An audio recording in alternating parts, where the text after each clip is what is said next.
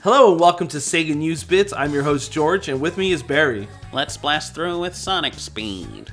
Because today we're going to be talking to you about the second issue of the IDW Sonic the Hedgehog series. Alright, so this issue just came out this Wednesday.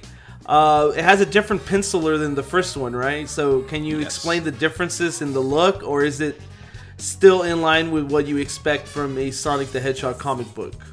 It's still in line. I like Adam Bryce Thomas. I haven't really thought about him or his work, but it looks really nice. Like, to be honest, it's probably, no offense to Tracy Yardley, I kind of like it a little more than Tracy Yardley's stuff. It's a little sketchy. I like that look. It's a little more hardcore. I'm an old man, so I like that sort of stuff. That to the max, right?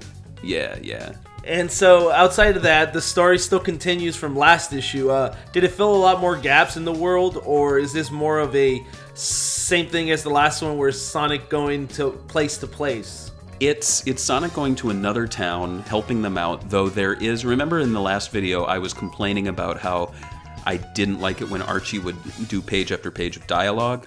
Well, they did that here for like 4 pages, but it actually was really effective because basically action was happening, but the characters were talking to each other. You know, they do that in like superhero movies where they're like, you know, doing exposition while they're chopping heads off of like aliens or something. Exactly. And the fact that these are building off of what happened in the previous games in Sonic Forces, if you played Sonic Forces, there's not much new information. It basically confirms that Knuckles was the leader of the Resistance, and Sonic, at the end of Forces, spoiler alert, like was like, I'm gonna go off on my own adventure later. And so this one has Amy Rose saying, "We need you back at the Resistance," and he's like, "Oh man, I'm my own man. I can't."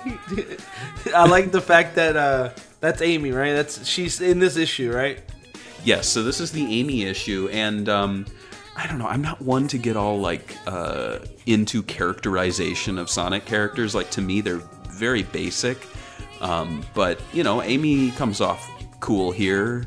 I feel like she's less, like, insane, crazy woman like she is in some of the Archie comics. You know, where she's like, I'm gonna hit you in the face! Like, they treat her like Miss Piggy, I feel. Yeah. And here she's a little more... even cooled off. She is very much like in love with Sonic, and she doesn't hide it, which is a lot like the games, you know, where she's like, well, if you marry me, and he's like, no way. Girls suck. Girls are gross. I like Tails. And he even has a little flashback to Tails. He's like, Tails, my pal. For real? This one? No, he's like thinking of Tails, I think, and how he likes hanging out with him, and the issue. I mean, it's not really much of a spoiler here. They continue to tease that Eggman may or may not be back, or it's some new villain, or who knows what. But the problem is that these preview issues, you know, like the solicits, we already know Eggman comes back in issue 5. Yeah, and that's the problem with comic books, especially with the way the diamond ordering works. You already know 3 months in advance what's happening with your series.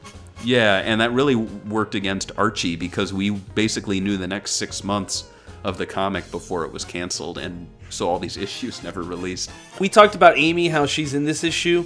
What do you think about her character overall? Like, they've been trying to change her for a while, but like she hasn't had a solid character, right? Like, she has the whole like, I love Sonic and he's my boyfriend, or I'm crazy and I'll hit you with a hammer. What character do you prefer as Amy? Okay, we also have the classic Amy princess storyline where she's has to get rescued. Where she was, they for a little bit they were trying to name her Princess Sally, if I'm not mistaken, and then that didn't happen. Sort of like a Princess Peach, Princess Toadstool situation. I personally like the Amy that's in the games, where she's just kind of like nice and sweet and has a crush on Sonic.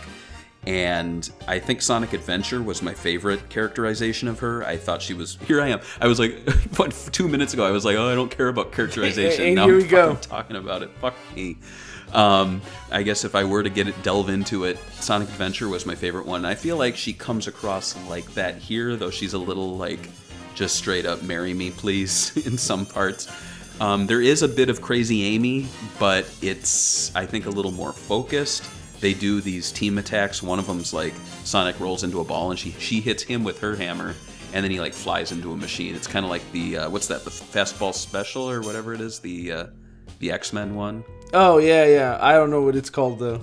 Yeah, where they like throw Wolverine at something and have a name for it. Yeah, I think Amy comes off cool here. My real question is, where will this series go once they have all the characters thrown together? And I'm also curious as to what Knuckles will be like in the next issue, because I don't know if they're going to touch on the floating island at all, because the games really have kind of ignored the fact that he needs to watch over it. That's what I'm looking forward to in the next one. And so, what do you rate this issue? We did a mini review of the other one last week, so how's this as a follow-up? I'd say this is a good follow-up. It kept my interest. I actually enjoyed reading bubbles and bubbles after bubble of dialogue, and I'm intrigued to see what happens next. I would give this one, I think, didn't I say A- last time? I'd give this an A- as well. It didn't go up or down. I'm kind of looking for the series to really open up and start exploring what happened in the past, and moving forward, seeing characters, dealing with whatever's happening. Right now, it's just introducing a character each issue, and that'll end with issue 4. So that's our thoughts on Sonic the Hedgehog IDW issue number 2. Do you like these videos of us talking about these issues? You want us to do it for the future issues? Let us know in the comments below, and if you read it, what do you think about the issue? And if you haven't, you should probably subscribe to the channel. Like SEGA News Bits? Consider supporting SEGA Bits on Patreon for an exclusive new series, SEGA News Bits Extra. This week we talk Shining Resonance refrain sales figures, SEGA Nerds April Fool's implosion, and more. Find the link in the video description. Thank you guys for watching. Bye. Bye!